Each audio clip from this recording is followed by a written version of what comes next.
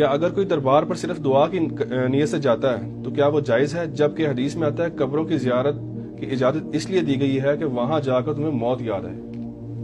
بالکل غلط ہے یہ تو اسی طریقے سے کہ آپ شراب خانے مسلح ڈھونڈنے چلے جائیں کہ جی میں تو نماز پڑھنے کے لیے مسلح لینے آیا ہوں. جو جگہ نبی علیہ السلام کی مخالفت میں بنائی گئی ہیں. ابو داؤد میں حدیث ہے، ایک صحابی نے کہا میں نے مقام بوانا کے اوپر 100 اونٹ اللہ کے نام پہ قربان کرنے ہیں. اللہ کے نام پہ قربان کرنا کوئی برا کام ہے؟ آپ صلی اللہ علیہ وآلہ وسلم میں کہیں وہاں مشرکین کے زمانے کا کوئی میلہ تو نہیں لگتا تھا؟ ہوتے ہی کوئی کہہ دے کہ جناب حضرت صاحب دی یاداں تازہ ہو رہی ہیں دوبارہ. تو جہاں پہ غلط کام ہوتے ہیں، جو چیزیں غلط بنائی گئی ہیں، وہاں پہ اللہ کے نام کی قربانیاں کرنا بھی منع ہے. تو قبروں پہ جاؤ آخرت کی یاد آئے گی، مزارات پہ جانے کی آخرت کی یاد نہیں آتی. وہاں تو سیلفیاں اور شوٹنگز یہ چیزیں یاد آ رہی ہوتی ہیں. مزارات تو اس وقت یہی بنے ہوئے ہیں، آپ جا کے دیکھ لیں علی بن عثمان اجویری صاحب کا مزار وہاں پہ کیا بنا ہوا ہے.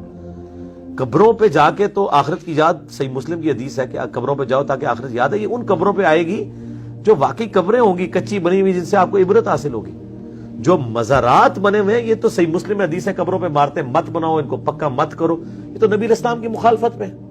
یہ تو آپ یہ پوچھ رہے ہیں مجھ سے کہ جی سینمے میں اسلامی فلمیں دیکھنی چاہیے یا غیر اسلامی؟ میں کہوں گا سینما ہی غلط ہے، فلمیں تو بعد میں ہوگا. تو دربار بنانے ہی غلط ہے، جانا تو چھوڑ دیں. قطعاً کسی ایسے کام کو سپورٹ نہ کریں جو نبی علیہ السلام کی مخالفت کے اوپر ہے.